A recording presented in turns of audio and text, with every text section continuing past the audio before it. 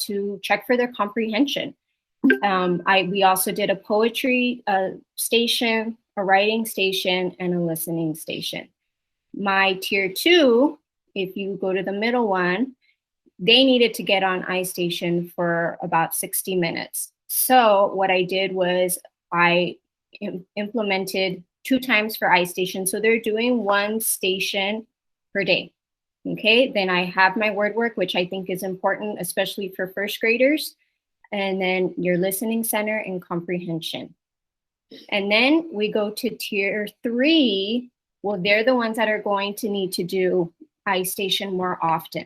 And then I felt that word work was super important for them to do. And then I wanted them to have some sort of comprehension, but usually those kids are the ones that struggle with reading. So I use the listening center so they can listen to the book and still be able to kind of comprehend on their own, okay? And in the back, I have a can-do menu. So my first year, or actually it was even before blended, I did two center rotations, and it was a big hot mess. Just, the timer and then kids switching, and sometimes they weren't finishing their work from the first rotation, and then the second rotation wasn't getting done. So I scratched that. So what I did was I thought, okay, I'm just going to have them do 1 center for the 30 minutes. That way, if you have those kids that are a little slower at getting their work done, they have the full 30 minutes to work on it. But if you have those fast kids that are, just complete it like in 10 minutes and then have an extra 20 minutes, this is your can-do menu. And I had it on the back of it. So if you notice here, I have a must-do. So they have to choose one of those first. And then I had the can-do. Okay, and the can-do, you can have just different things on the back, listening to a story, book review, writing, research, independent reading, and word search. So for instance, my tier 3 group, I didn't have them do the writing center in the must-do, but some of those kids might like doing it, so I put it in their can-do. And you try to make these more exciting, so that way the kids finish their must-do so they can get to the can-do. And that seemed to help me a lot. So now that we're virtual, this is the way my reading stations look. So I give them a Google slide and I present. And then also I'm teaching kindergarten now, which is awesome. So I present this slide to them and I tell them that they can choose 1 station per day. Now, I'm going to be honest with you. When I first started, I was just giving them the stations per day. They're kinder, they're at home. I'm not there to help them. And I don't want the parents to feel overwhelmed, so I kind of just worked my way through it. We just recently started giving them choices, which the parents were like, okay, what? Like everything I gave everything to them on a Monday, and parents were trying to get everything done on a Monday. And I told them, okay, hold on. The kids get to choose 1 station per day. So don't overwhelm them on a Monday and have them do all of the stations all on Monday. Okay, so I have the listening station, the word work station, writing station, and iStation. This is for my tier 2 and tier 3. So if you notice, I got rid of the writing center and I added 2 more iStations. So that way they are able to get their iStation time. Okay, so now that I've kind of picked out the centers that I want to put in my menus, now I need to look at my data to see what I need to work on, what needs to go in those centers. Okay, so some data you can look at is iStation, your guided reading observations, aware for those of you that are, upper grade and have other tests that you do, and milestones for our lower grades. Okay. So when I look at my iStation data, I like to go to the student summary handout, and it shows you this right here, this little wonderful graph. Okay, to me, this is overwhelming. I I can't just look at this and say, okay, well, they need, you know, listening comprehension.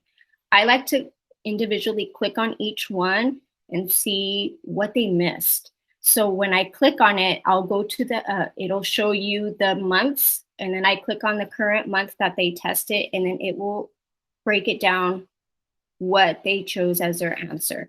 So I like to look at that just to see what they're thinking, to see which, you know, for example, their letter knowledge, what letters they got wrong. And I write it down so that way I know I need to hit those letters during my guided reading. Okay. Or if I notice, oh, well, they know their letters, but you know what? They didn't do so well on beginning sounds. I write it down. Ms. Aboites, when you got that actual breakdown, what did you click on? Because I mean, I know I've seen that report before with the where it shows the points and where they are, but I've never seen that detailed information. Okay, so let me go ahead and go to iStation and I can show you. Okay.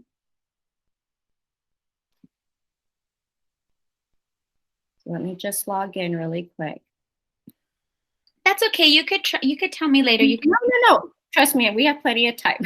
Okay.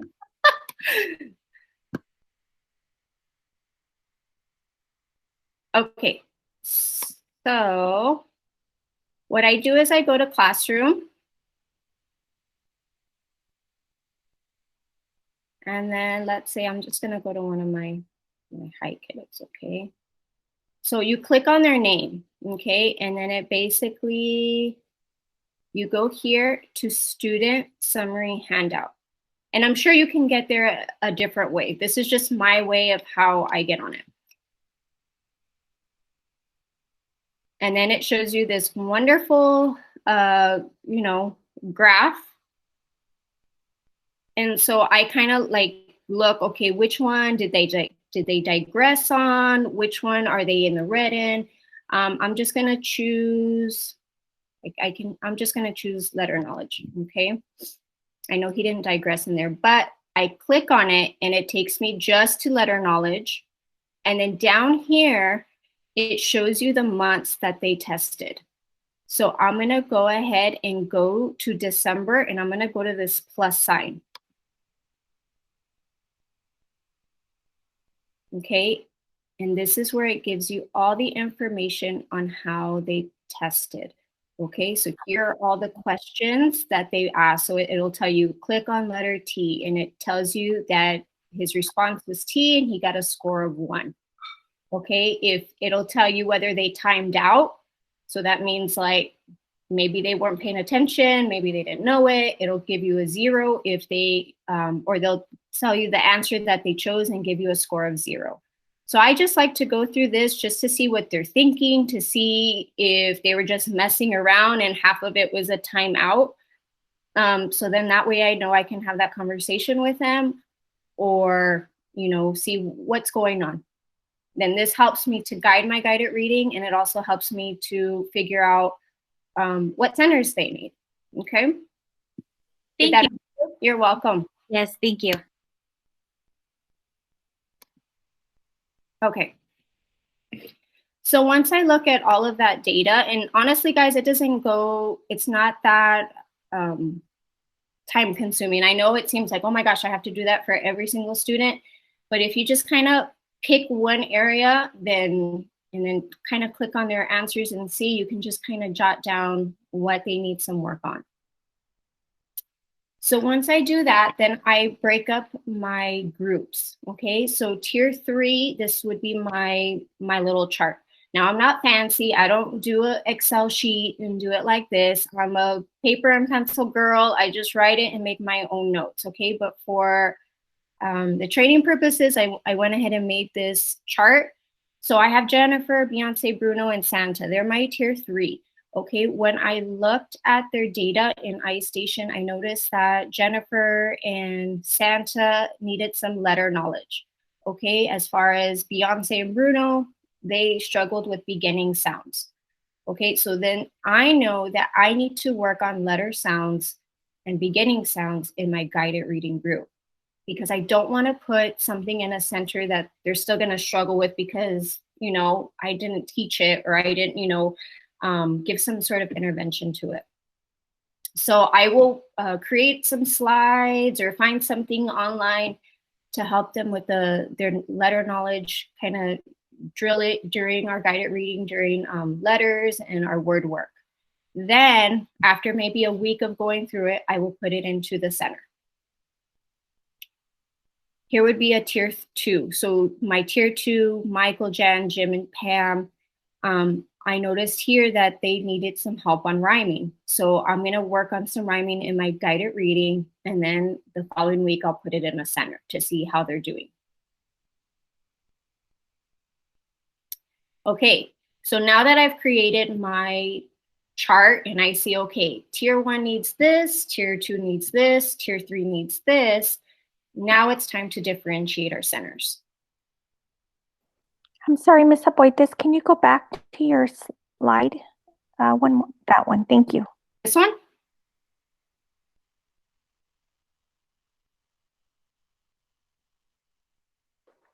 Thank you. You're welcome. Okay, so if you're just starting out, start with one center at a time. That was one of the mistakes that I did when I started blended. I thought, oh my gosh, okay, I'm gonna just differentiate for writing and for the listening center. And then I just stressed myself out and I'm like, what am I doing? So start with one center at a time. Yes, you'll get a copy of the presentation.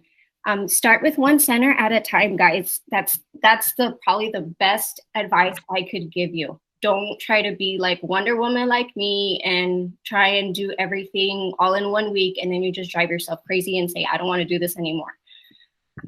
So I'm going to go through each center, and hopefully I can give you some ideas for each center on how to differentiate. Okay. So back to my reading station menu. So I just kind of wanted to show you, okay, so I'm doing this. So now I might want to start with the listening center because that's probably the easiest one. They can listen to a story, and then how am I going to differentiate between the 3? Maybe I could just start with some different questioning for each tier, okay? And then once I feel that is working out and my kids know where to find materials when we're in person, or even like online, my kids are getting it, it's easy, and it's easy for me to manage, then I can add on another center, okay? Okay, so we're gonna start with the listening station first. So this is what I have them do online right now. So I tell them to listen to a story from the Reading Nook, so they get to choose their book that they want to listen to, okay? Or I ask them to go on to Epic. Next, they record themselves on Seesaw to tell what they liked about the book, okay? So tier 1, I could give them, okay, let me backtrack. When you're thinking of differentiating your centers, start with your middle group, okay? What you would normally put in your listening center. Okay, and then when you differentiate, think about your higher kids and think about what they would be able to do in a higher way. Like, how can you make it a little bit more rigorous? You can make your question a little bit harder, okay? And your tier 3 babies, okay, well, they can't write, so maybe I have them draw a picture, okay? Or record themselves with a more simple question that I'm gonna ask them. Okay, so always start with your tier 2 because that's mainly, before this all blended stuff, that's mainly what we gave was for the tier 2. So now we want to either bump it up or make it manageable for our lower students. Okay, so tier 1, just an idea. What are you still wondering about? And then I gave my kids sentence stems, okay, since they are kinder. I think this because this. Tier 2, what does the book remind you of? And then I gave them the sentence stem, the book reminds me of. And then I have tier 3, what was your favorite part of the book? So something easy, it's not something where you have to have 3 different types of activities. They pick their book, and then you can tell them in your slide what question you want to ask them. Okay, any questions? Okay. Yes, I have a question. I'm sorry. So you put this questioning on like you have them answer these questions, correct? Yes. If you have kinder and they can't read, how do you do that? Or I will show you. So what I'm using right now is Seesaw, which is an amazing tool to use because you can record yourself giving the directions and the kids can just click it. They can hear what you want to say and then they're able to do it. You know, plus, you know, right now my parents are still kind of helping a little too much, but for the most part, you have those kids that say, I'm only with my older brother and sister, and I'm like, okay, well, listen to my directions and see if you can do it. Okay, good question. Okay, so Word Workstation. This is where I would use my data from iStation to change my stations in the word work. So if you notice tier 1, I have them working on CVC words because they know all their letters and sounds, they know the beginning sounds and rhyming. So now I want to get them to start sounding out those CVC words so that way they can start being able to read. Tier 2, if I went back to my chart, those kids needed some rhyming words. So after I worked on it for a week in my guided reading, then I would throw it in my Word Workstation. So that way I could see, are they improving? Who needs more work? Who do I need to work on maybe one-on-one with? So that's that. And then tier 3, I put beginning sounds. Okay, so again, this is using your data from iStation. So writing station, and again, this is for kinder, okay? So my tier 2, okay? I'm gonna give them a sentence stem, the monkey can. Okay, tier 3, they would practice their writing, just writing their letters. And tier 1, I would say, write a sentence about a monkey. Okay, so they don't get any sort of help except for the subject. Okay, I made a writing station if you were for like upper grade. So tier 1, you would just specifically just give them a prompt to write. Tier 2, you could give them the elements of the story and have them write the story. And then tier 3, you give them sentence stems to help them create the story.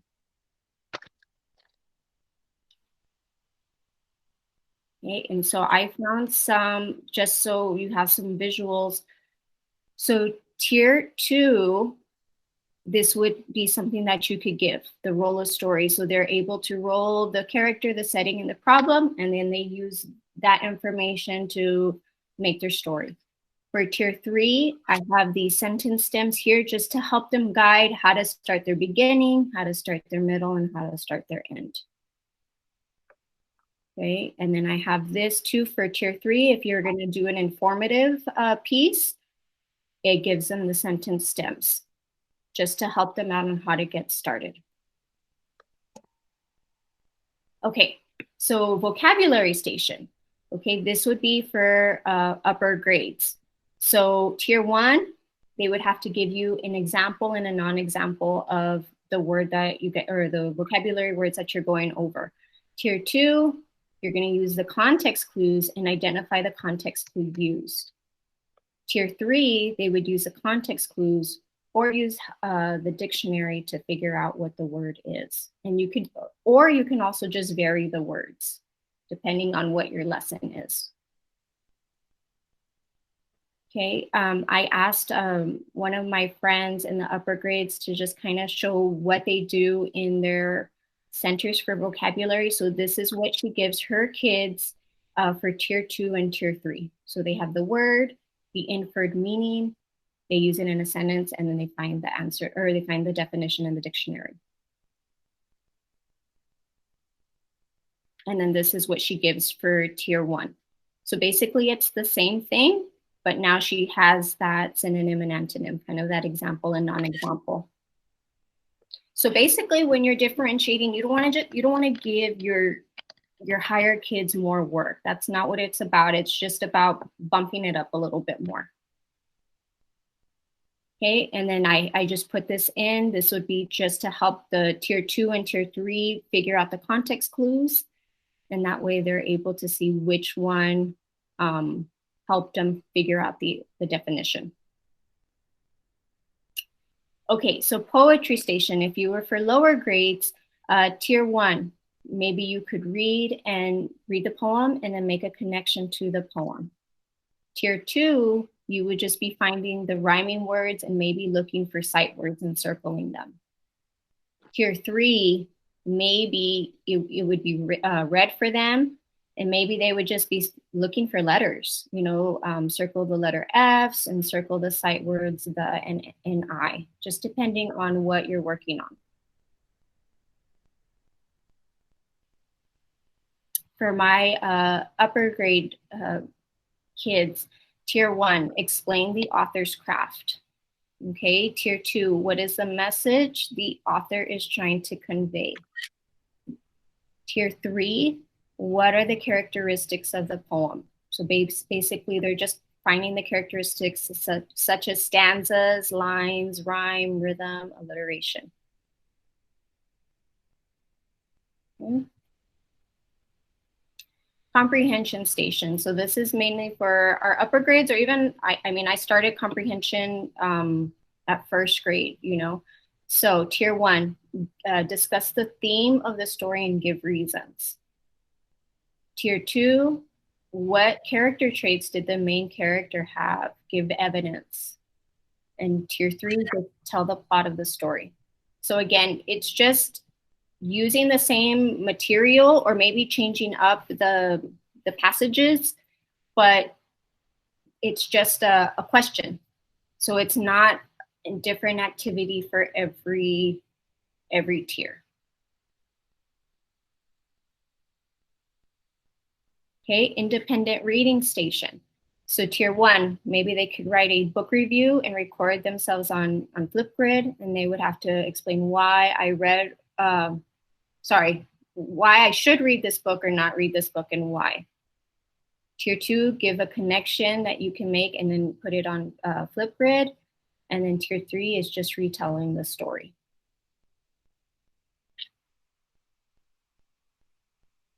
Fluency Center. So here you can vary the text depending on your readers. Tier 1, you can give them a passage and time themselves. Maybe tier 2, they can just work on a paragraph. And then tier 3, maybe sentences or just even words or letters. Okay. How am I dealing with kids that are shy? So my kinders, I'm sorry, they're not shy at all.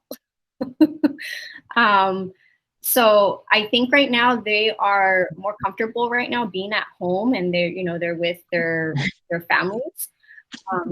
So I haven't had any issues with that. I know in first grade last year, I did have an AU baby that just didn't record himself. So I would just meet with him one-on-one and we would just have a conversation. Okay.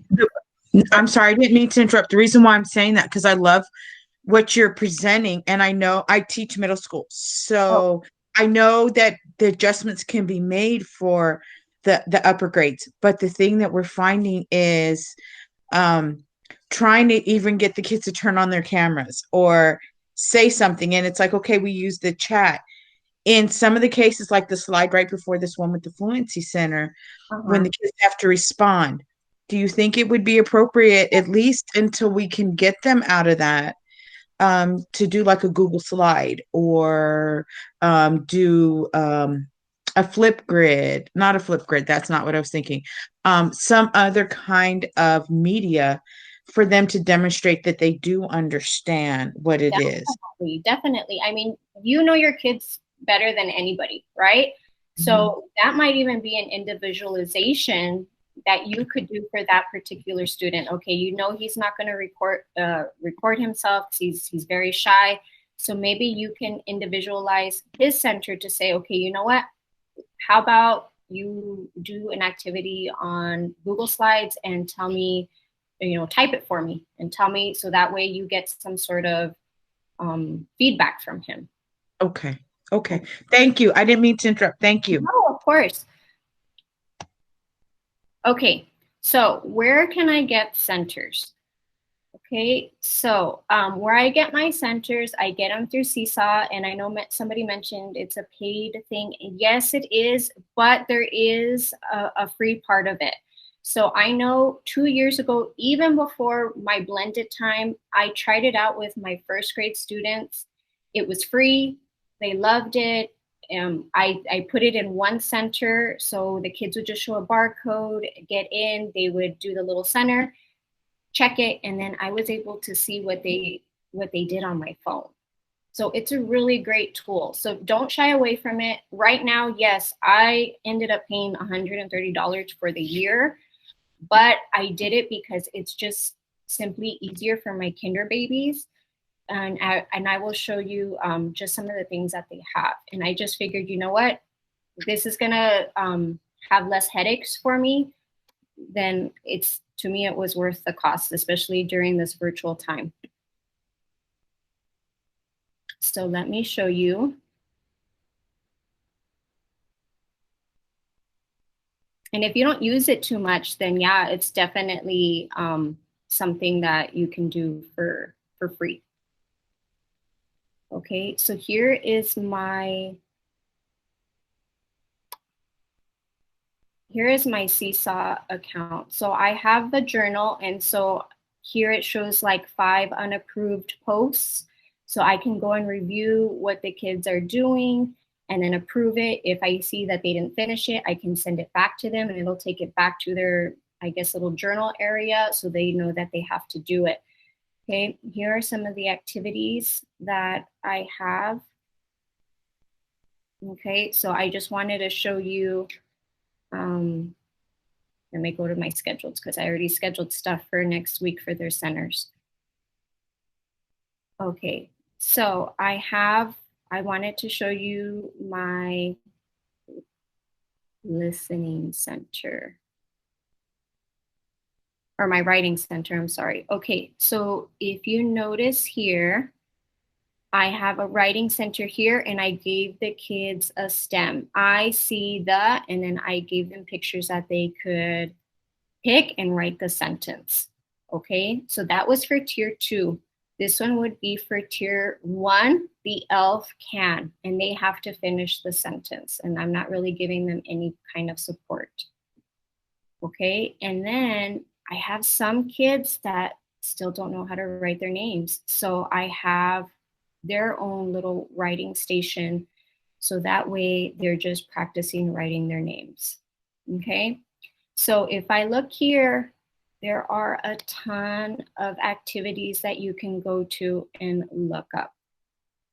Okay, and it goes all the way to 12th grade. I'm not sure how many activities you'll find in there for the like middle school, high school, but I'm pretty sure for elementary, there's a ton of activities that you can go into the community, and people have already posted things that I'm sure you have in your mind and just don't want to create. Okay, so I like to use it. It's easy for me for the word work, like the rhyming. I just type in rhyming, and some activities pop up. I type in beginning sound, and some activities pop up. Okay, so, and it's very easy to use. Let me show you why I pick it, because I tried with my students and with the Google, let me go back, with the Google Classroom, and they struggled. They struggled to do some assignments on there. So let me see. Let me go to this one. So it's not letting me see the tools. Okay, let me go back and let me just pretend I'm gonna add an assignment. I just wanted to show you the tools that they have.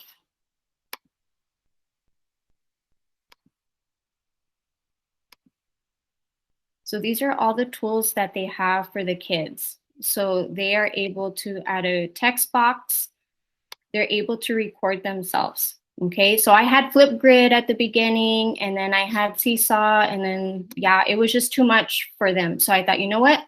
We're gonna do Seesaw because they can record on here. Okay, they can take a picture. So if I have them writing something, I have them come to Seesaw and take a picture of it, and then I can see it. They're able to draw, okay, in different ways. They're able to erase. So I just found this tool to be super convenient for my kinder students. Okay, again, you don't have to use it. It's just a tool that I found to be pretty interesting and helpful. Okay, so back to my where else you can get centers. I also use Teachers Pay Teachers. I'm a Pinterest fanatic, so I use Pinterest a lot, and then I create my own slides. So I'll show you an example. This is this is a station menu that I gave my kids for Fridays. So you know how we teach only for half day. Well, they know to go on to Seesaw, and this is their menu for Seesaw. So here's my student explaining it. This is the Friday choice, Miss, and what I do is pick a game, and what I have to do is put the stars what game I have played. Okay, so yeah, basically on Fridays, I just I'm able on Seesaw to link different games. And so they just click a reading game, they click and then they play it, they click a math game, and then they go ahead and just put a star on the one that they chose for that week. So really, I don't have to worry about this menu for 3 weeks. It's good for 3 weeks because they have to complete all of the games. So 1 week they do the first heart and the first circle, if that's what they choose, and then the second week they pick something different. This is the Friday choice, Miss, and what I do is. Okay, these are just some simple Google slides that I created just to help I use during my guided reading. And then I make like maybe about 10 of them. And then I use 5 during my guided reading. And then I put, you know, maybe 3 in the next guided reading. And then the rest of them, I can just throw it in the center. And it's just, it's easy. I just try and, you know, I get the images from Google. And then here, it's just a choice board that I found from Slides Mania. So if you want to do a choice board so they can, again, pick their centers, you can just have them pick, you know, on one, and then you can link it to the directions. And it's all here. I went ahead and just linked it. Does anybody have any questions? Ms. Aboites, you said Slides Mania. I've never heard of that before. Yes, Slides Mania. It has some really cool slides that you can use. It has games. Like I know I created a board game for my students with CVC words on there, and it came with the dice. So it was just kind of like a cool little board game that you could play with your kids, just so it's more interactive. So Slides Mania, and then there's also one called Slides Go that have some really cute templates. Any other questions? Hopefully this helped you. You learned a little something from it. Thank you. It was awesome. Thank you, Gio. Thank you. Someone Amazing. Rebecca Calderon put a link. I was checking it out. It's pretty cool, from the Florida. Yes, the Florida Center for Reading Research. Mm-hmm. It's a great resource. There's a lot of centers. I don't think that they're digital yet, like the centers themselves. But if you've got some time and you want to create your centers, those are really great research-based centers that you can create online for your kids. Yeah, I was looking at some activities they have there, and you can tie it to Foundations in Esperanza because they have the arc and the letter tiles, guys. So that was pretty cool if you need something like that. Ms. Aboites, I had a question. Yeah. I loved your center slide, and I was wondering, is each icon linked to the activity that they're supposed to do, or is it just like a visual for them, or was it a visual for us? For my stations or for the Friday choice board? For the stations. For the stations. So I have the directions linked on my Google Slides. Okay. For Seesaw, because honestly, guys, my parents don't go to my Google Classroom. They just like going to Seesaw, so I've uploaded it to Seesaw. Unfortunately, though, it doesn't allow me to link the station to that particular icon. So what I do is just I upload the stations, and then I just title them reading station writing, reading station word work. And then I just tell them, okay, they're all there on Monday, but you only pick one. Oh, okay. All right. Thank you. You're welcome.